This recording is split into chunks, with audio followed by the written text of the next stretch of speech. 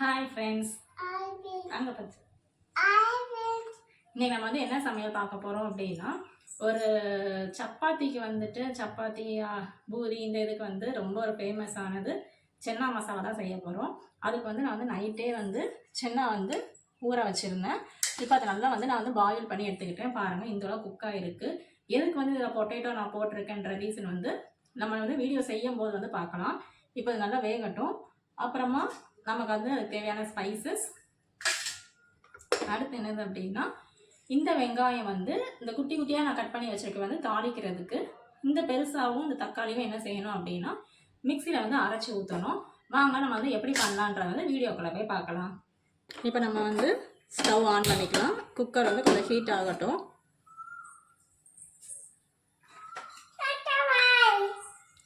Tata பாய் இப்போ சொல்லக்கூடாது.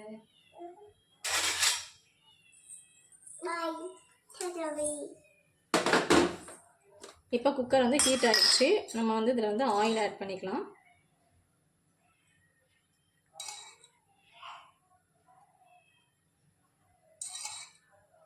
ஒரு 3 ஸ்பூன் ஆயில் ஆட் பண்ணியிருக்கேன்.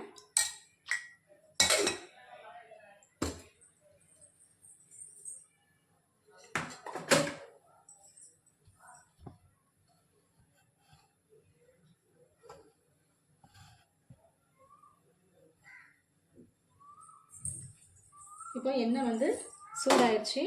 இப்போ நம்ம எடுத்து வச்சுருக்க ஸ்பைசஸ் ஆட் பண்ணிக்கிறோம். 4 கிராம்பு, கொஞ்சமாக 1 ஸ்பூன் சோம்பு, ஒரு சின்ன துண்டு பட்டை, ஒரு 1/2 ஸ்பூன் கசகசா ஆட் பண்ணியாச்சு. இப்போ அது நல்லா பொரியட்டும். இந்த டைமில் நம்ம என்ன பண்ணியிருக்க போகிறோம் அப்படின்னா, நம்ம குட்டியாக கட் பண்ணி வச்சுருக்கிற பெரிய வெங்காயம்,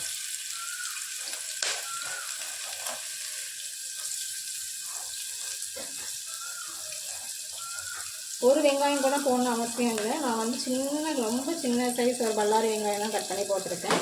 ஏன்னா நம்ம ஆல்ரெடி ஒரு வெங்காயம் வந்து மிக்சியில் அரைச்சிடுறோம் அப்படின்றதுனால ரொம்ப ஆனியன் வந்து ஆட் பண்ணுறது தேவை கிடையாது. இப்போ வெங்காயம் வந்து நல்லா பொரியட்டும். இப்போ வெங்காயம் வந்து நல்லா பொரிஞ்சிருச்சு. இந்த டைமில் நம்ம என்ன செய்ய போகிறோம் அப்படின்னா வந்து அரைச்சி வச்சுருக்கிற இஞ்சி பூண்டு பேஸ்ட் ஆட் பண்ண போகிறோம். நான் வந்து ஒரு 1.5 ஸ்பூன் ஆட் பண்ணியிருக்கேன். இஞ்சி பூண்டு போட்டதும் அடுப்பை வந்து சிம்மில் வச்சிடணும். நல்லா கை எடுக்காமல் கிண்டிக்கிட்டே இருக்கணும். இல்லை அப்படின்னா கட்டி வந்து அடி பிடிக்க ஆரம்பிச்சிடும். அதோட பச்சை வாசனை போகிற வரைக்கும் நல்லா கிண்டிக்கிட்டே இருக்கணும். இப்போ நம்ம இந்த டைமில் என்ன செய்ய போகிறோம் அப்படின்னா, நான் வந்து சொன்னேன்னா தக்காளி வெங்காயம் அரைக்கணும்னு வந்து நல்லா அரைச்சி வச்சுருக்கேன். இப்போ அதை ஆட் பண்ணிக்கலாம்.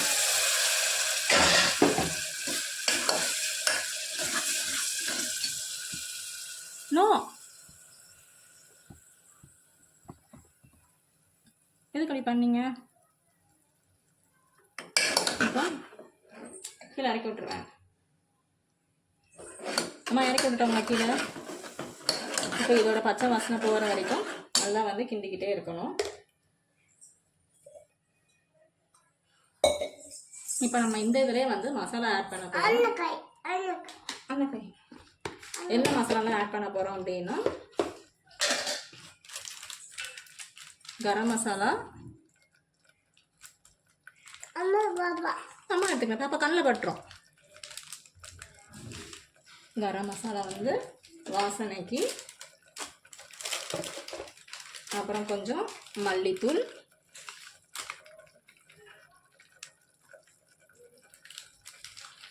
எல்லாமே வந்து 1 ஸ்பூன் தான் ஆட் பண்ணுறேன்.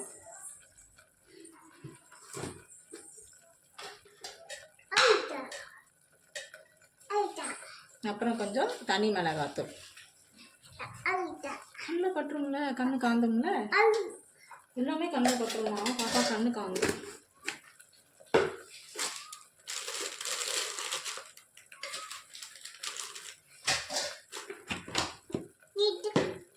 இப்போ அதில் மசாலாவோட ஸ்மெல்லாம் போகிற வரைக்கும் நல்லா கிண்டிக்கிட்டே இருக்கணும்.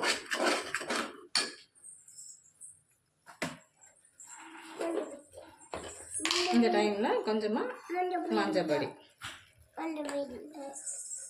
கொட்டிடுறீங்க. இந்த டைமில் என்ன பண்ண போகிறோம் அப்படின்னா, நம்ம வந்து வேக வச்சுருக்கிற கொண்டக்கடலையை வந்து ஆட் பண்ணிக்கிறோம். இப்போ நம்ம அது கூட வேக வச்சுருக்கேன் வந்து பொட்டேட்டோ வந்து மேஷ் பண்ணி வைக்கிறேன். பொட்டேட்டோ வந்து எதுக்கு மேஷ் பண்ணுறோம் அப்படின்னா, அப்போ தான் அந்த குழம்போட திக்னஸ் வந்து நமக்கு நல்லா கிடைக்கும். நம்ம வந்து தேங்காய் எதுவுமே ஆட் பண்ணலை அப்படிங்கும்போது பொட்டேட்டோ அரைச்சி ஊற்றணும் அப்படின்னா திக்னஸ் வந்து நல்லா கிடைக்கும். நீங்கள் பொட்டேட்டோ வேணாம் அப்படின்னு நினச்சிங்க அப்படின்னா நீங்கள் அந்த அவிச்சு வச்சுருக்க சென்னாவையே கொஞ்சம் மேஷ் பண்ணிக்கலாம். இப்போ இதை நல்லா அந்த மசாலாவோட கொஞ்சம் மிக்ஸ் பண்ணிவிட்டு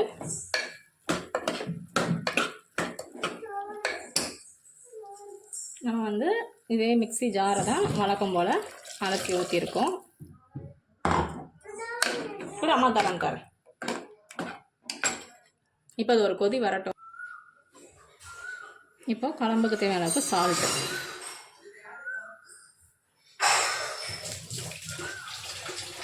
நம்ம வந்து ஆல்ரெடி கடையிலெல்லாம் வந்து வேக வச்சிட்டோம். இப்போ வந்துட்டு நம்ம இந்த பச்சை வாசனை மசாலாவோட பச்சை வாசனை போகிறதுக்காக தான் குக்கரை வந்து க்ளோஸ் பண்ணி ஒரு 2 விசில் வச்சா போதும். இப்போ வந்து க்ளோஸ் பண்ணிக்கிறேன்.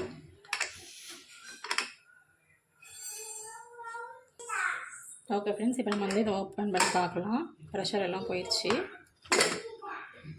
அது வந்து எந்த அளவுக்கு வந்திருக்கு அப்படின்ட்டு நல்லா ஒரு சூப்பரான கிரேவி வந்து நமக்கு கிடச்சிருக்கு. இது வந்து இப்படி தாங்க தண்ணியாக இருக்கும். ஆற ஆற இது வந்து நல்லா கெட்டியாயிரும். இப்போது நம்ம வந்து லாஸ்ட்டாக நான் கழுவி வாஷ் பண்ணி வச்சுருக்கேன் கொத்தமல்லி இலையை வந்து போட்டு க்ளோஸ் பண்ணிட வேண்டியதான். சூப்பரான ஒரு நல்ல ஒரு சப்பாத்தி பூரிக்கு நல்ல ஒரு சூப்பரான சைடிஷ் வந்து ரெடி ஆயிடுச்சுங்க. நீங்களும் இதே மாதிரி ட்ரை பண்ணி பாருங்கள்.